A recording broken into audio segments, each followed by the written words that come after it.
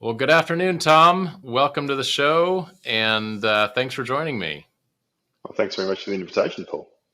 My pleasure. As I was just saying, I think you are our first Australian guest, so welcome from down under. It's great to have you here. Let's It's very start by exciting. yeah. Let's start by sharing a little bit about you, a little bit about Total Precision with the audience. Well, I've got a bit of a rounded history with manufacturing. I actually started out life as a high school science teacher, teaching Oh, sort of cool. leaving grade biology, mathematics, and science. And then later in my teaching career, I actually got into starting to work at a company called Anchor CNC Machines as a research and development engineer, and worked up the ranks of Anchor CNC Machines into engineering. And it was from engineering that I actually started working with Total Precision. Total Precision was a big supplier to us for all our prototype parts. Okay. And I ended up getting onto an advisory board with Total Precision. And then from the advisory board, writing some strategic documents, growth documents about the business, ended up coming over and being the general manager of Total Precision about 2 years ago. Now, the history of Total Precision is really linked lockstep with Anchor CNC Machines. Okay. Total Precision was born out of Anchor CNC Machines in 1997, Wow. when it was the head of production of Anchor CNC Machines at the time decided that he wanted to move away from the business. But the owners of Anchor decided that he was too good to lose, so they actually created an offshoot company with the head of production called Total Precision. And Total Precision started with a second-hand milling machine, pretty gargantuan, awful one that was a bit of a gift in a very small shop. Uh-huh. And over the last 27 years, we've grown from one employee and one machine to 20 employees with 20 machines. Very cool. Very Mm. cool. So I'm not familiar with Anchor CNCs. Can you just describe a little bit about what they are? Yeah, so Anchor CNC machines are 5 to 7 axis tool and cutter grinding machines. So they're the machines that make all the cutters for milling and turning machines. So anything that's a fluted drill or end mill, Got it. um, not your cheap jobber stuff that you might get from a Home Depot, but tools that you'd be using in very high production environments like aerospace, automotive, consumer electronics. Um, Got it. there's three big suppliers of tool and cutter grinders in the world, and Anchor is per volume the biggest. So it's one of these companies which is sometimes referred to as a hidden gem, as Mm-hmm. in no one's really heard of them before, but they're probably in Sure. every OEM supply chain in the world somewhere. Right. So Sure. yeah. And is that ownership structure still in place? Or is it still a part of So Anchor? So the ownership structure changed recently. When I took over the management of the business 2.5 years ago, we actually bought out the original owner. Okay. So the ownership structure is similar to the ownership structure of Anchor, but it's fully independently managed. We have our own client base, our own ERP systems, our own financial systems. So we're completely independently managed and run, Yep. but the ownership structure is similar. Okay.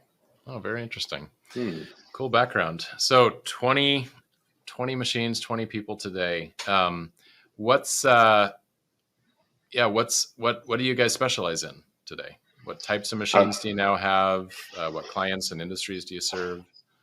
So we predominantly have split our business into turning, milling, and grinding.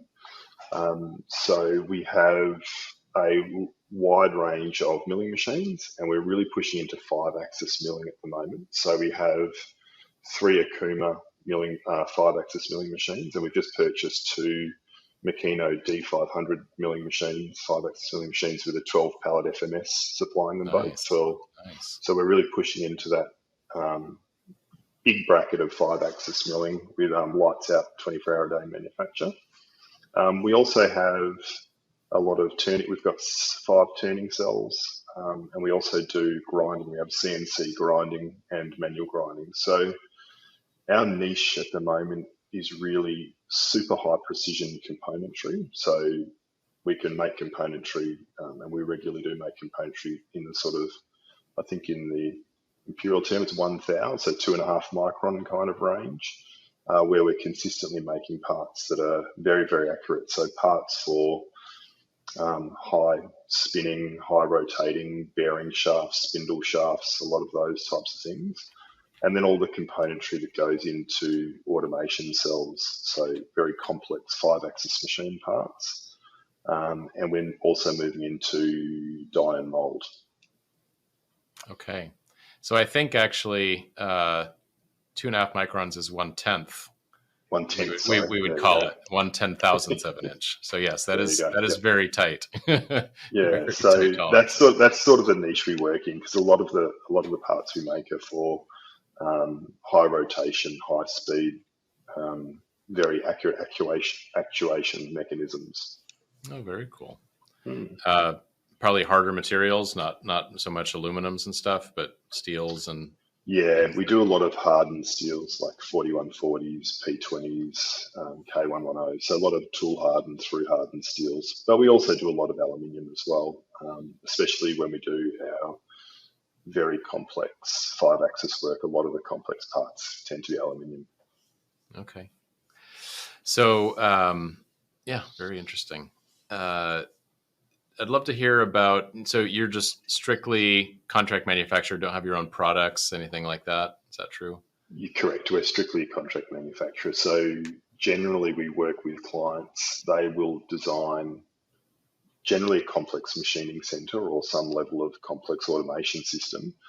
And we will work with them to enable them to actually realize what they've designed in the real world. Okay, excellent. I think that gives people a pretty good idea of kind of what you specialize in. Let's talk a little bit about the growth, maybe things that are primarily, I guess, since your story interjected, crossed with Total Precision, just the story of that growth over the last few years. How have you been growing? Have you been sales driven? Has it been organic? Any other things that are kind of worth talking about? Yeah, so when I joined the business in early 21, I was the 12th employee, and at that stage we had 12 machines. So I was a 12th employee. We had 12 machines. Fast forward 2 years, we have 20 employees and 20 machines. So our growth has been fairly rapid. So much so that we outgrew our previous premises about a day after I started in the business. So we sold that one and Okay. bought one 3 times the size. And our current premise, which you were at previously this year, is we're pretty much outgrown that already. Yeah, So it's our growth has been pretty rapid in the last couple of years. And it's really been born of the fact that we were doing, most of our work was for just a handful of customers, which was fine, but we've really expanded through acquisition of machinery and staff. We've been able to expand our customer base, our client base. So that's driven most of the growth and revenue increase in the last 2.5 years. It's been really just expanding our customer client base, but also being specific about which customers and clients that we're targeting, and sure. really being a little bit more strict on clients that we may onboard and other clients that we decide not to onboard. Mm-hmm. Yeah, that's important. Not taking on just anything that comes your way, right? So have you, on the ability to expand into clients by bringing on specific machinery, do you have a client or an industry in mind and say, hey, if we got this 5-axis or something of this just travel or this capacity, then we can go out and target that work? Is that how Yeah, that's gone? really it has. We've sort of been looking forward, and often in small businesses like this, you need to take a bit of a, as we call it, a punt or a risk.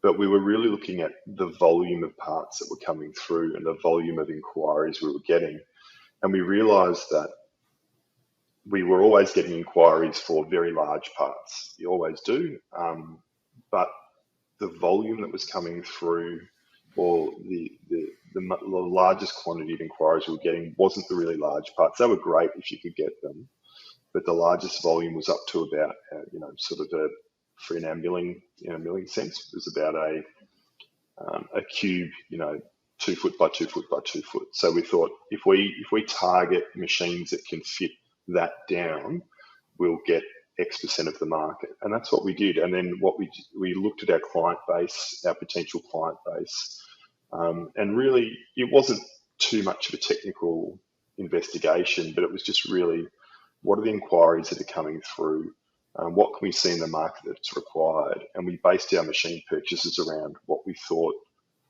we would need capacity-wise into the future. Another thing that we looked at was trying to expand our client base. We also wanted to smooth our production and smooth our revenue. Now, when you're a contract manufacturer, your revenue and your capacity can be quite sawtooth. If you get many months where people are really busy, and then you get some months that not many are busy. So one of the things we're really pushing hard into at the moment is defence-related contracts, because we want that sort of longer horizon through our capacity and supply. And when talking to people in the defence areas, both locally and globally, the supply chain procurement people did say, if you're going into 5-axis or turning areas, you need to have such and such size before we'd even talk to you. So some of our recent machine purchases have been based on recommendations by defence.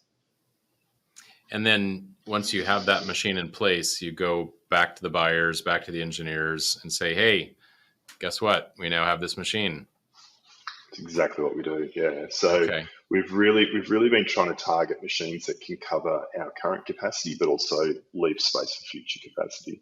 And that's why we've been pushing more into automation. So the Makino cells of the FMS, and also looking at robot loading, bar feeding, all those kind of things that we can start doing so we can increase the efficacy of our machining centers. So I want to, before we move on, I want to go back to, you said that you were looking at the inquiries you were getting and the sizes of parts they were asking for. Those original inquiries, were those coming in because companies were doing a Google search, where in Melbourne can I buy machine parts? Or were they from your sales outreach? Or how were those initial inquiries coming in? The two main funnels we had for sales inquiries were word of mouth. So within the industry, related companies were obviously talking, because we were working with a couple of local companies that sell globally, but they're all fairly similar in what they required from parts and manufacturer. They're all complex automated machining cells. So that was word of mouth, and also just hitting the road and targeting companies that I thought would be a good fit for us, and literally cold calling, knocking on a door and saying, hey, we're this shop around the corner. We do parts similar to the parts that you're consuming currently. Would you like to pop in for a coffee and see our facility and have a look? And that was really beneficial, because I think sometimes in our industry, the procurement staff get very comfortable with where they're getting parts from. They're happy getting the parts from where they're happy getting them from, so they sometimes maybe don't look too hard. So when someone knocks on the door and says, hey, I'm around the corner, we're a fairly big shop, we've got lots of capacity, and we do parts similar to yours, that people's ears picked up. And that was the second way that we drove those inquiries. And has that traditionally been through the procurement staff or through their engineers to kind of get your foot in the door?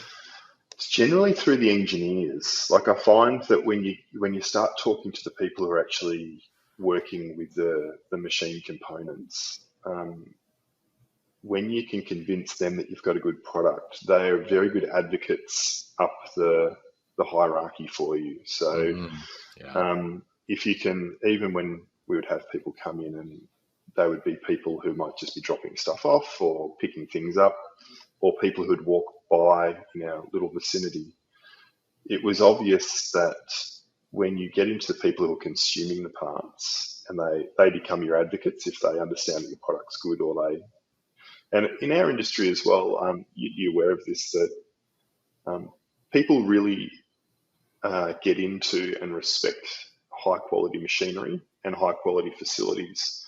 And that was one thing that we could offer people coming in to view our facilities. So when people kind of walked in, they'd be like, "Oh wow, you've got this bright new facility with new machines." And as soon as you can convince them that you've got a good quality product, good quality machines, and good quality people, they'll advocate for you. You don't really need to sell it any further than that. And then, Sure. yeah, that was the way we worked.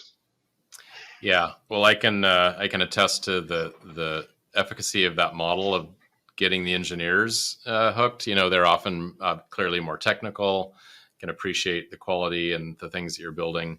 You know, as I described in the last episode that I did solo at our shop, we got into this kind of mode where we were creating content, classes, um, webinars, and newsletters for engineers about design for manufacturability, and that was a great foot in the door, because they sometimes they had the authority to buy up to a certain threshold of cost, and they'd be like, "Oh, I like you guys. I like what you're doing. Here's a prototype."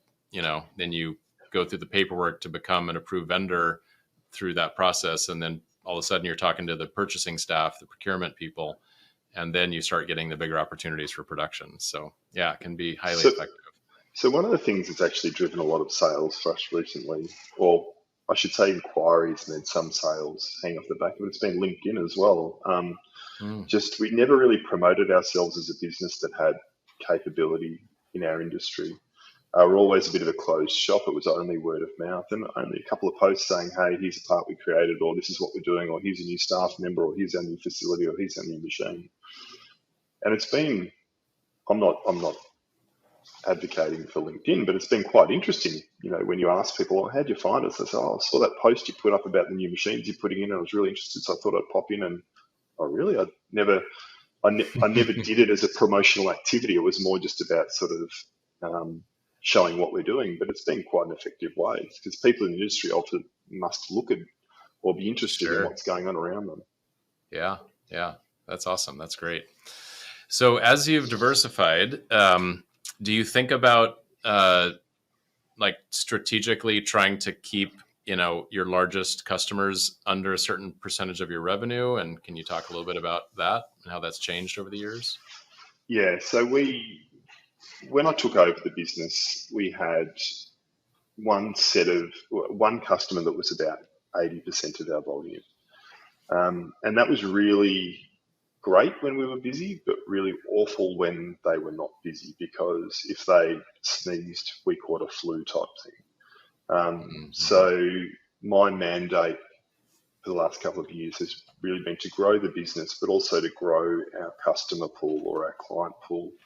So we don't have a big reliance on one particular client, but we spread the reliance over multiple clients, but also multiple industries. So I don't want to have all my clients in the same industry, because if that industry goes down, they all go down. So we've been really targeting related clients, but in different industries. So it's almost like a hedging mentality. Um, you don't necessarily want everyone up at the time, but if some are up and some are down, and then that flips throughout the year, that's fine. Mm-hmm. But yeah, so we've been really targeting um, revenue from multiple industries and multiple sources, and trying Right. to reduce our reliance on single entities. Right. And you've had success with that, and have you shrunk the percentage of your largest client with the whole Anchor relationship? Were they still a very large percentage of your business when you joined Yeah, it? they're still a very large percentage of our business. So we provide them with probably 100% of their prototype parts and a large percentage of their production parts. So they keep us very busy. But as I said, if you're too reliant on one client, Mm-hmm. if they have a volume reduction, you have a very big volume reduction, and we call it the whiplash effect as well. if Right. their stores are full of your products and suddenly they turn the tap off because they don't need as much, there's a real whiplash effect for us.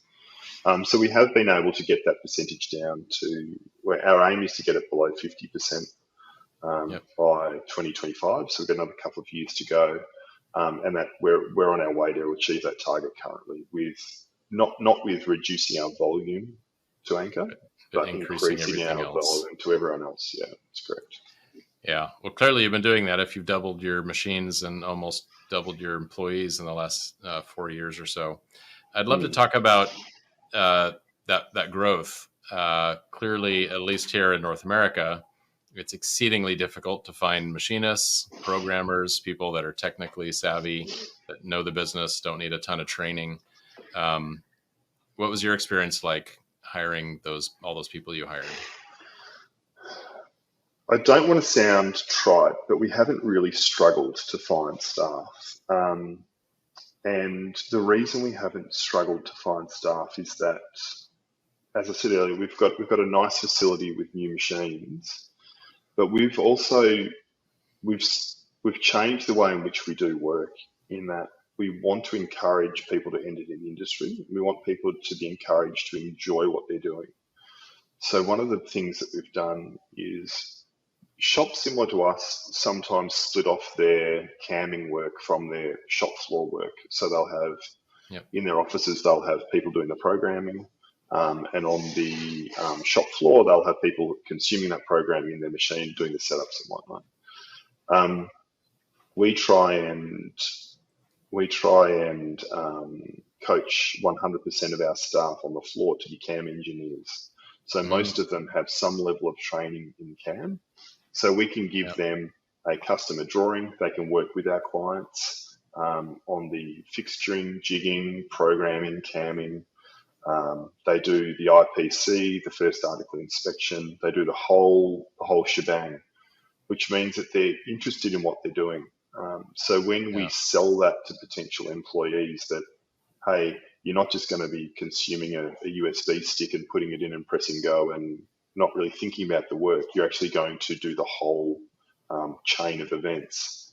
They really enjoy it, and they feel like they're getting fulfilled from their work rather than just consuming someone else's work. So because we sell that as part of our onboarding or our interview process, we Yeah. seem to get good employees and good people applying for the jobs, and we haven't really struggled to find shop floor staff. Hmm. Not to be, it is the same though as North America down here, where it is generally difficult to find staff. Yeah. It seems like every shop around town is busy. Every machine is running at 100%, 20% capacity. But yeah, because we put a lot of time and effort into our staff and the offerings we give our staff, we generally don't really struggle to find staff. And have you, I mean, uh, I can certainly understand. And in our shop, we had some folks exactly like that. They did everything from start to finish. But that's a lot of skill sets in one person. Have you found you mentioned training. Have you had to do a lot of CAM training, or are you finding people ready to go that know all these skills front to back? And we've found that most people that we've employed have some level of CAM understanding. We've specifically chosen a CAM package that staff is very powerful, but staff find easy to pick up. Okay. Um, and they get trained internally. So we don't send people out for external training, but we have now a cohort of people and staff that understand the CAM package well enough that when we're onboarding someone, we literally just have a buddy mentor system where for the first month or two, they will stick like glue to someone. We'll give Hmm. them simple tasks to CAM, a block with some holes in it. Right. And in time, as they learn the processes within the CAM package, they get better and better and better. So, no, generally it's internal. It's internally trained, but we find that most people that we do employ have some understanding of CAM, but Hmm. within a year or two, most of our staff are fully fledged CAM engineers doing all of their own work with very little oversight. That's really cool. Mm. Yeah, it's an enviable place. So I'm because a lot of shops are really struggling to be able to find people, or they have, like you said, they have one or two people in the office that do all that work. That person leaves, and now they don't have Mm, anyone that can do CAM for them, right? yeah. So that's a great move. Um, when for the people out in the shop, are they largely working on the same machine every day, or do they move around? And do you have? I imagine you have specialists for milling, specialists for turning, for grinding. Can you describe that a little bit? We do. So we do have some specialists. Yes, we are split up that way where people do remain in one work cell for a period of time. However, we always do have we have I think we have 3 or 4 apprentices at the moment, and we also have people. We understand that people always want to learn and grow within their position as well. So we often, every 6 to 12 months, we will try and rotate someone through to a different work cell or a different work area. So at the moment, we're doing a big shift where we've got about 5 or 6 staff. Some from turning and moving over. One's moving to grinding, one's moving to 4-axis milling. Someone from 4-axis milling is moving to 5-axis milling. Someone from 5-axis milling is now moving to looking at some of the more elaborate turning that we do.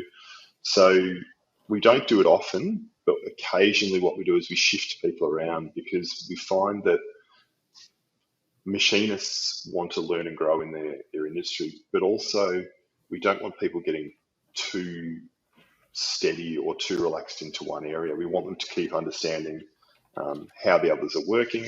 So moving people from, saying, turning to milling and milling to turning gives them a greater understanding of how the other functions work. So it just makes them work more collaboratively and understand each other better.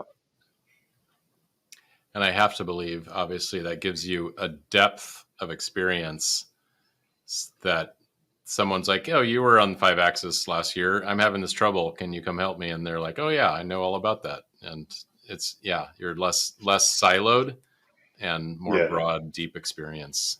So, it's exactly right. And also to a point where if through COVID or if the flu season, you have a couple of people down, we can easily just shift people over. So if we've got, yeah, a couple of turners away because of illness, we can just shift some people backwards and forwards. So we can just maintain our capacity without having to struggle.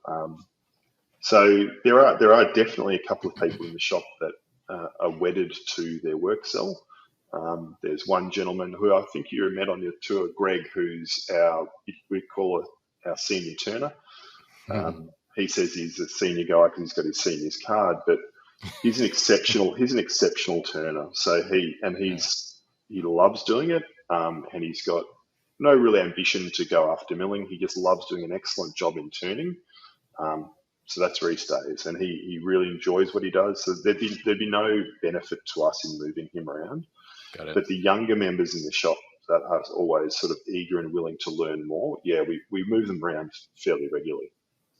Yeah, that's awesome. It sounds like the volumes you do are relatively small volumes. So someone sets up the job, runs it all the way through themselves. Or do you Mhm. ever have volumes high enough where you bring in an operator to run it while someone else goes to set up and run a different machine? Or Yeah, so we do both. So one of our niches is that we're really set up because everyone on the floor has 1 or 2 machines themselves, and they can cam their own work and fixture and jig and everything. We're really geared for prototype and small production. mm-hmm. But obviously we can do volume as well. So we actually look for jobs where we have a good balance of both. Okay, But yeah, no, we do a lot of prototyping work, like literally ones, twos, threes at a time, one offs, two offs. yep, But we also do for us, a large batch, maybe sort of 100, 200 pieces of something. mm-hmm. And when we do that, it's generally most people are running 1 or 2 machines. So if there's something that needs to run at high volume, um, we may get, it's set by someone senior, but then run by an apprentice throughout the Got it. day just to keep things moving through. Yeah. So obviously, with 20 machines, 20 people, you do have some that are strictly overhead in the office. Yeah. About how many folks do you have there? Oh, not many. I think there's only 3 or 4 of us in the office. So Okay. So Being a 15, small business, yeah, yeah, 16 or 17 in the shop. So it's that's almost right. 1-to-1 on the machines, not quite, but pretty That's right. close. Yep. Yeah. Yep. So That's, there's a it's a couple of lean. people who Yeah, do. that's, sorry, go ahead. There's a couple of. I was going to say there's a couple of people that do run two machines, but as I said, a lot of the time we're doing small volumes and one-off, so it's very difficult to sort of straddle two machines if you're doing like throughout the course of the day. The guys might do 5 different jobs on one machine, so it's very hard to straddle two machines when you're doing that amount of setup and tear down. Yeah, of course. Absolutely. Do you hold certifications like ISO or? We've just passed stage one of our AS 9100D, and we're having our stage two audit in about a month. So Okay. fingers crossed by the end of the year Yeah. we'll be aerospace certified. Oh, fantastic. Mm. And is that something that was critical to move in that defense industry? They were wanting you to have that certification? Yeah, so we actually started doing work with a large trucking company around the corner, and um, they immediately said, "Do you have your ISO certification?" We said, "No, we don't really have any certification, but we do work for company XYZ ABC." And I said, "Look, that's really, really good, but part of our supply chain onboarding is ISO certification." So, okay. So I had a look into it, thought, look, it's something we should do. The conversation started rolling on, and then we started talking to people in defence, and then AS 9100 came up. And then in conversation with a couple of implementation people, they said, look, if you're really going to target defence, go for AS 9100, then you sort of get ISO 9001 for free if you You go for totally do. AS You totally, 9100. yep. You totally do. So we changed gears a little bit, and we then thought, you know what, we should really have a look at this. One of the great things, like we're not certified yet, but I'm expecting that we will be by the end of the year. An excellent thing that's happened to the business without even being certified yet is that it has just driven professionalism throughout your whole organisation. Mm, And I know that everyone worries about overhead, but we've done it quite simply. So we haven't sort of gold plated everything. We've just sort of what do we need to do? What do we not need to do to align to the directives? But one of the things that's been great is that people now understand their role in the certification, and they understand the importance of what they're doing. And it's really been great just for professionalising the organisation, understanding that, if you just go this extra little 1% here and this little 1% there, you can make a big difference to the whole organisation. So it's all those little 1%ers that it's driven through the business has really, really, really, really been beneficial, even without being fully signed off at this point. yeah. I'm so glad you said that. And that definitely aligns exactly with how I think about ISO and AS or any certification like that, quality management. Do you feel like that you mentioned the word professionalism? Has that translated into just better processes that have contributed to throughput or efficiency or reduction in scrap or things that more than offset the additional 1% here and there to put the effort in? Because we've implemented the processes as sort of defined by AS 9100, what it's really made us do is start measuring things. And because we can measure things now, we can start to manage them. Whereas previously, 2 years ago, if you said, "What's your scrap rate?" I'd say, "I wouldn't have a clue." What's your on-time delivery? I don't know. What's your mean time over on-time delivery? Can't tell you. So we were purely a paper-based, everything scribbled down, Excel sheets on 5 different screens trying to tie information together.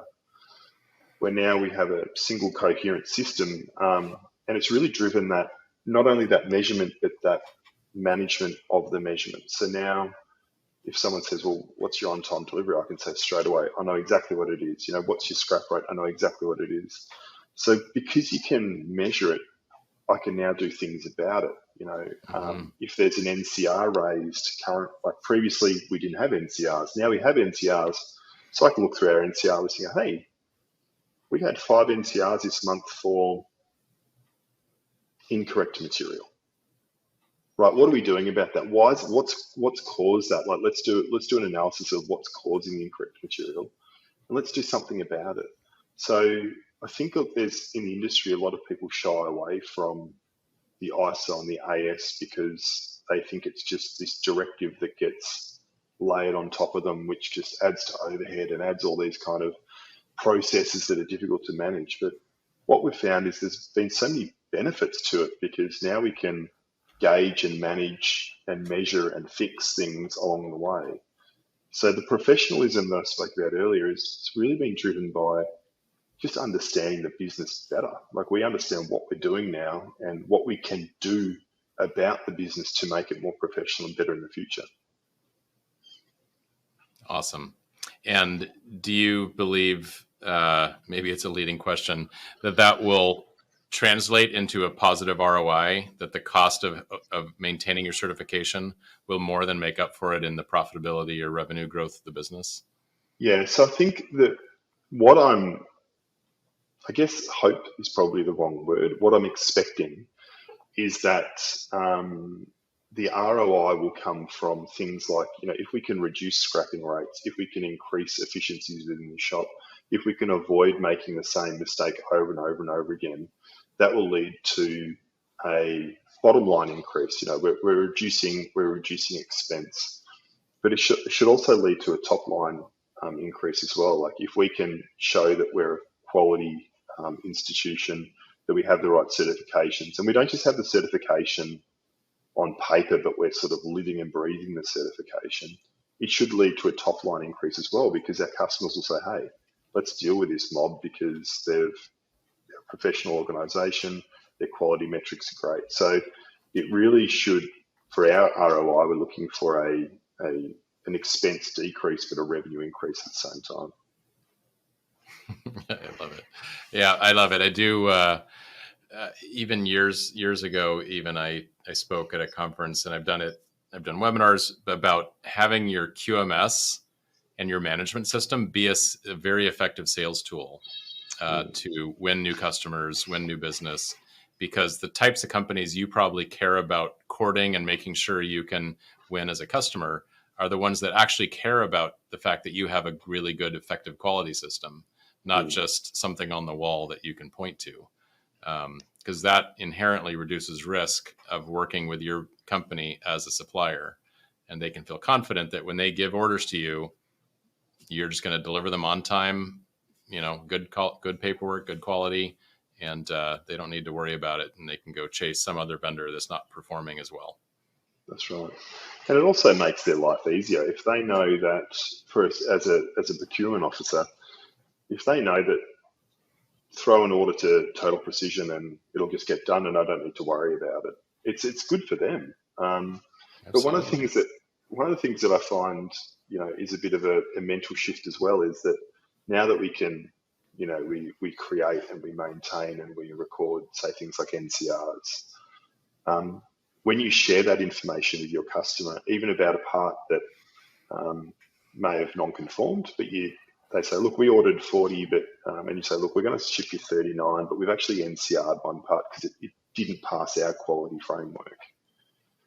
Now, previously, people would say, well, don't tell the customer that the parts are bad. Don't tell the customer the parts are bad. But the customer's like, oh, hallelujah. Thank you so much for letting me know because I can tell now that your quality systems are working and you're saving me further effort later on because you've already picked up this issue rather than me finding out that I've put it into a complex machining center in 6 months' time. The customer says, hey, there's something wrong with this. And you find out that the part that we created, may have been off by a couple of tenths. Yep.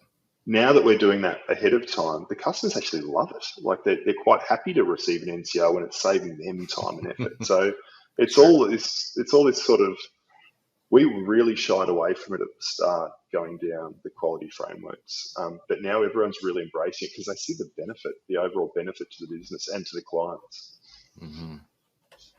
That's fantastic. This is stuff that people need to hear because I would guess the majority of the audience of this are probably shops that already hold a certification or care about that or believe in the importance of it. But I'm sure there are some that don't yet. And and may say, it's not for us, or we'd rather wing it and keep our overhead low. And but yeah, thank you for sharing. At the end of the day, it really has such a positive influence in so many aspects of the business. So great to hear it. Um, uh, I'd love to talk a little bit about culture. I know it's a topic that comes up. You've obviously onboarded a bunch of people fairly quickly. Sometimes that can be disruptive to the team to have a whole bunch of new people. Can you talk a little bit about what yours is like, how it's evolved since you've been in your role, and yeah. So the culture here is it's pretty strong actually. I've inherited a really good culture, so I'm definitely not gonna put my hand up and say it was all me. The previous owner did a really good job of harbouring a really professional culture within the staff, and all him, not very much me. But in my time here, our culture is one of get it done, but get it done well, and it's one of we all work as hard as each other. So you can tell here that everyone's willing to go the extra mile. Everyone's willing to put the extra little bit in to make sure that a job's done well and on time to high quality. And that comes from I think it's something that we're trying to maintain. It comes from a small shop attitude, which we're really firm on maintaining. So we want to be a bigger shop, but maintain that small shop attitude of we work collaboratively, we work together, we work to help each other. We make sure that, if person on machining cell over there is falling behind, it's all of our problem, not just his or her problem. So the culture here is very strong. We do work collaboratively together. And I think we straddle that the work social side pretty well. We all get along well. We all have a similar mentality. And you said before that we've onboarded quite a few people. When I interview new staff or potential new staff, I'm generally interviewing them for what they're doing or what they want to do or what they do socially. I'm not generally interviewing them for their technical capability because, as I said before, I come from a science background. I have worked on CNC machines, but I'm not technically a machinist.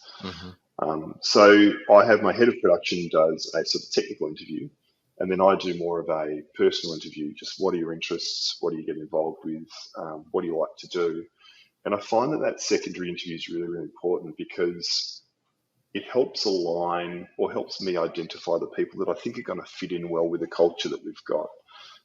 People that work hard, but also, like to have a joke and like to sit down and have a coffee and talk to each other. So we spend a lot of time on culture. All of our onboarding documents has a big paragraph about, who we are and what we do. And if you don't think this is for you, then don't apply because this is the kind of culture we want to maintain. And I think we've done a really good job of maintaining that culture because the staff we've got all work coherently, they all work collaboratively, and they'll work hard, which is exactly what I want as a manager. Yeah. You mentioned onboarding documents. Can you just share a little bit about your onboarding process, what you do to, I guess, onboard employees really well? Yeah, so first and foremost, as I said, like when we send out we send out a contract of employment, we always have a cover letter which talks about the culture of the business. This is who we are, this is what we do, and this is what we expect in our staff. And effectively, if this is for you, fantastic. If it's not, don't sign. But when we do have our onboarding, all new staff, and we're onboarding someone this week who started on Monday, always gets buddied up with someone. So even if they're a senior machinist, they've been in the industry for a long, long time, we'll always have the formal onboarding. You sit down, you go through the documents, here are our policies and procedures, and here's how we do things. That's sort of the important but generally boring side of onboarding. But what we always do is we always buddy someone up for the first 3 to 6 months with someone who's been here for 2+ years, and they literally just shadow them, and they know how to set machines, they know where to find things, they know who to ask questions to. And for the first 3 to 6 months, that person becomes their mentor, shows them how to do everything, walks them through every process, shows them how we do things and how we want things done. So then when they pop out in 6 months' time, they're not a carbon copy of their mentor, but Sure. they've picked up a lot of the ways in which we want things to be done. That's awesome. And it sounds like by really focusing on that cultural fit first and the technical aspect second, you just attract the people that are going to fit in that culture, and it builds the positive momentum of that rather than detracting from it.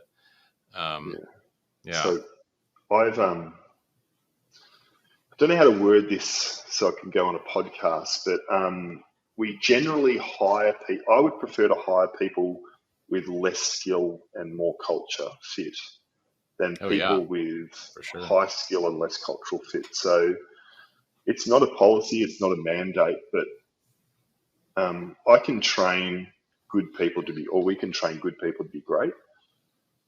I struggle with onboarding people who are, if they're anti-establishment or they're negative or they have a negative viewpoint or they don't want to collaborate, but they're the best machinists in the industry, I won't hire them, because sure. I prefer to have people who are going to work with, pushing the bus forward type thing. So we're really big on that. So I'm not saying that we hire people that are unskilled. We don't. But if someone came along with great credentials but wasn't a good cultural fit, it's unlikely that we would hire them. Yeah. I'd love to bring it back to when you were talking about your customers and your opportunities. You mentioned not working with any customer that comes along. Can you, and sometimes like back in the day, we had clients at our shop that were not a good cultural fit for our company. They were just a real pain in the butt to work with, or just not really courteous, or just super demanding and not really a partner with us. Can you describe maybe a little bit, and maybe there's some parallels between employees and customers that you want to work with or do not want to work with? Similar to you. So one of the, and you can probably see it on my top here, is that we're an experienced group, but we place a lot of value in trust.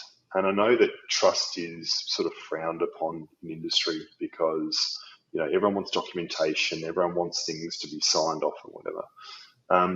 We do a lot of work, which is, say, like a time and materials work, where our clients just trust us and they'll come along and say, hey, just do this job for us because we know that you guys will do it well and you can do it to all of your ability. So we love to keep those clients close to us because we get along well with them and they get along well with us. It's a high level of trust, which is fantastic. Mm-hmm. There has been clients along the way where we've had to respectfully decline because they are not a good cultural fit, but also coming from a small shop mentality as well. Smaller shops, I think, are more likely to just take on any work that comes their way. So people would just wander. When I first started, people would wander in off the street with a shaft and say, can you make me a shaft? Okay. Sure. To this point where we really want to sort of focus on a core group of clients and really benefit them by putting a lot of time and effort into maintaining the relationship with them. So I'm not saying that we wouldn't ever just tell everyone to go away, but we've reached a maturity level where we're now sort of, if it's not a good cultural fit or it's not a good fit for both clients, we'll just respectfully decline and say, look, this is not really the work for us, or this is not really something that we want to pursue. But we always, to maintain the relationship, we will always go the extra mile and make sure that we can put them in contact with someone that probably can help them out along the way. Because you need to keep everyone in the industry close to you, because you never know where life's Absolutely. going to take you. So we're always very accommodating. We're trying to be very helpful, but no, as we reach a higher level of maturity as a business, we're now starting to just make sure that we can really facilitate our client base and grow it in an area that we think is going to be a synergistic growth between the client and us. And we're just a little bit more concerned about clients that don't quite fit in with us at the moment. Mm-hmm. Yeah, that's great. Great lessons for sure. Because those ones that aren't, it's the 80-20 rule, right? They might be 20% of your business, but they take 80% of your time and effort because they're just not a good fit. So yeah, good takeaway. That's what we find as well.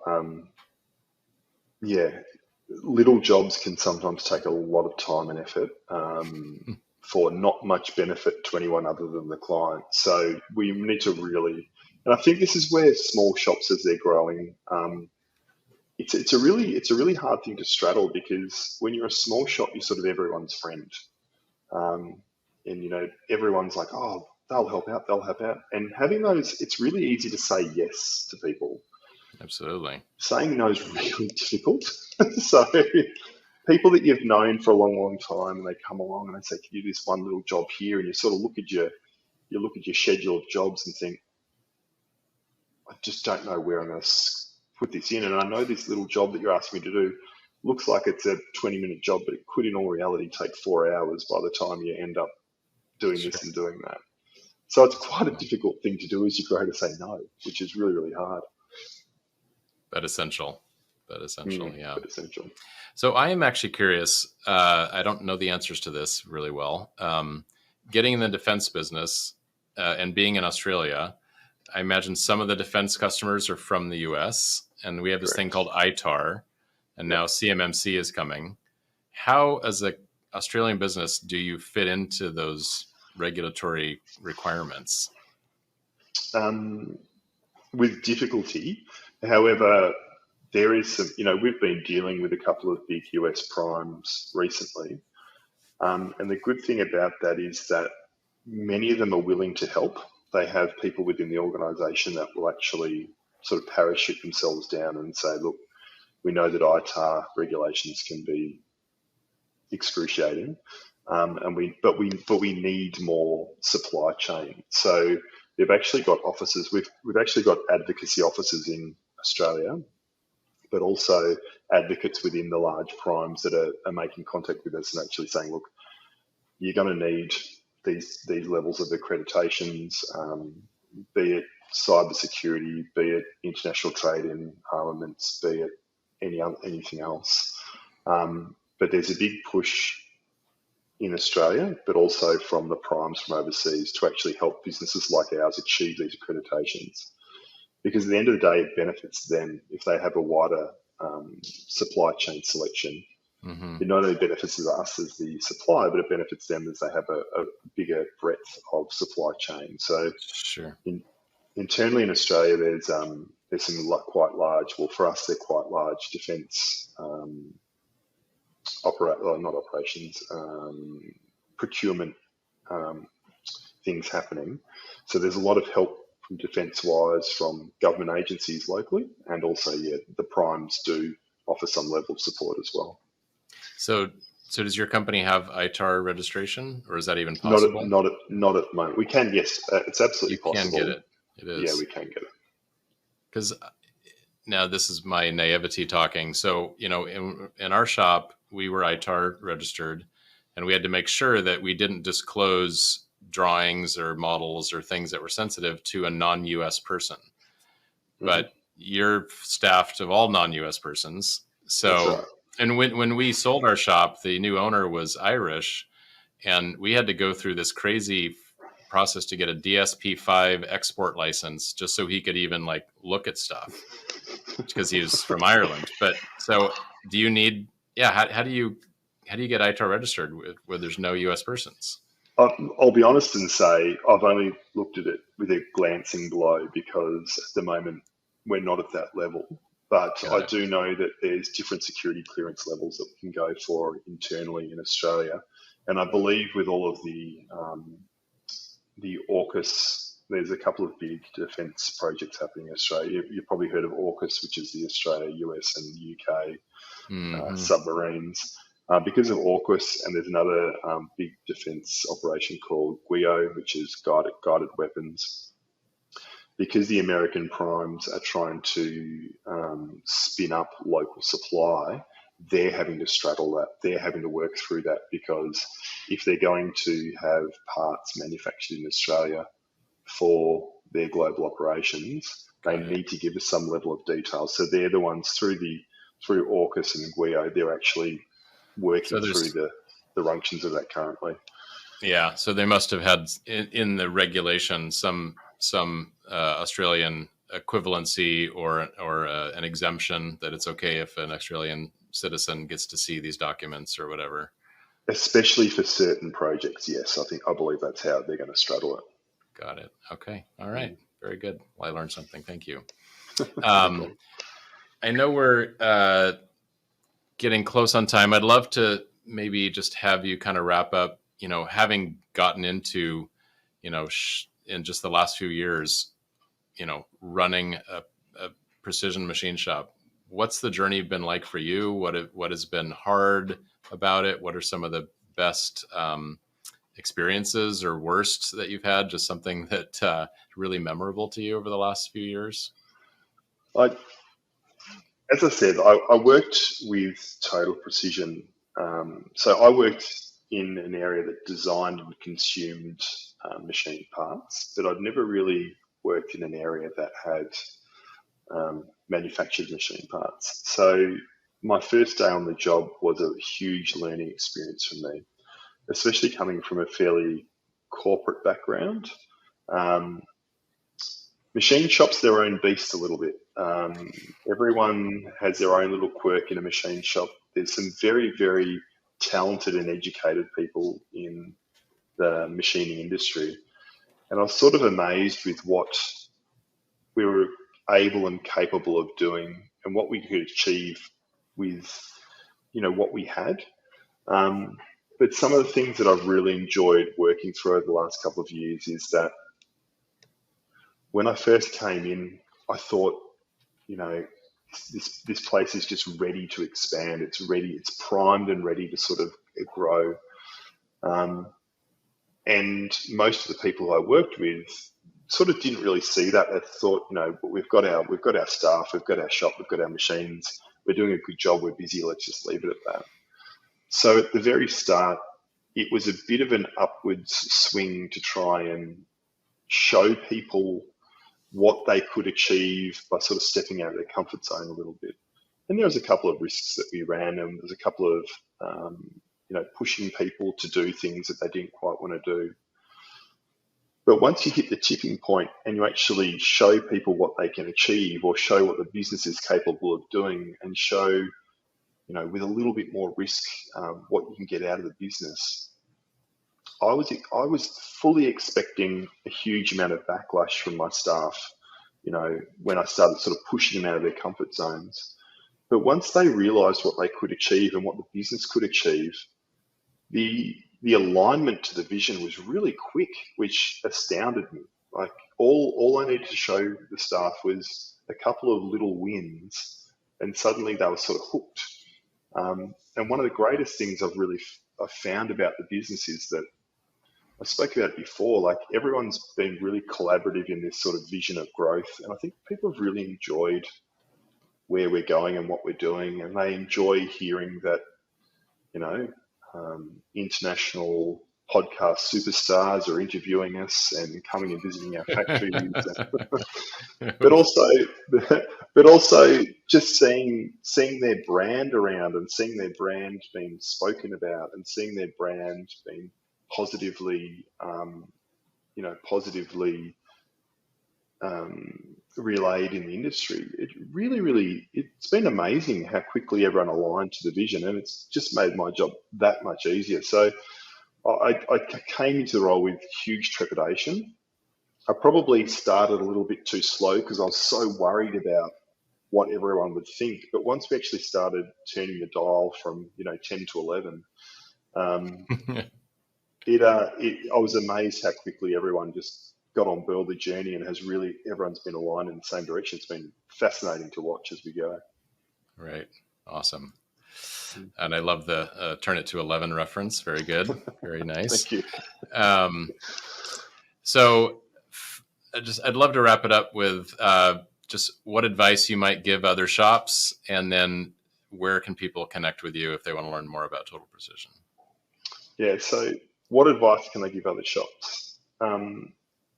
My advice is probably just before you do anything, before you spend a dollar, before you change a staff member, hire someone, before you do anything, sit down and figure out what's your secret sauce and what you want to do and how you want to get there. And once you do that level of strategic planning, all of the building blocks will start sort of dropping out as to what you need to do and where you need to spend your time.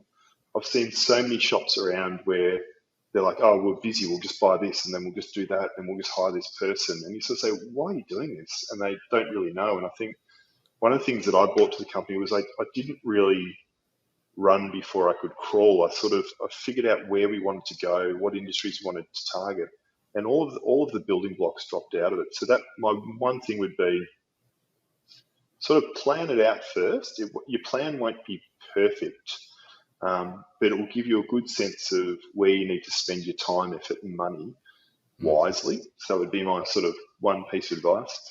And if people need to get in contact with Total Precision or myself, they can always find me on LinkedIn. We've got a website, total-precision.com.au, and we're pretty easy to find within the industry. Well, I will make sure that those are linked into the show notes on our website at machineshopmastery.com. And Tom, thank you so much for blazing the way to be our first Australian guest. It's been awesome to get to spend more time with you today. I can attest you have a beautiful facility. It's exciting to know that you're already outgrowing it and you might even need a bigger one before too long. I'm sure that although the pain of moving is not a small one. But congratulations on the success you've been having. It's been just awesome. Bonza. Thanks, mate. Yeah. And thanks for sharing. I know you shared some fantastic insights that people will take away. It's been great to spend the time. So thank you again so much. And hopefully we'll get back down to Australia maybe before all too long again. Beautiful. Thank you, Paul. All right. Take care. Cheers.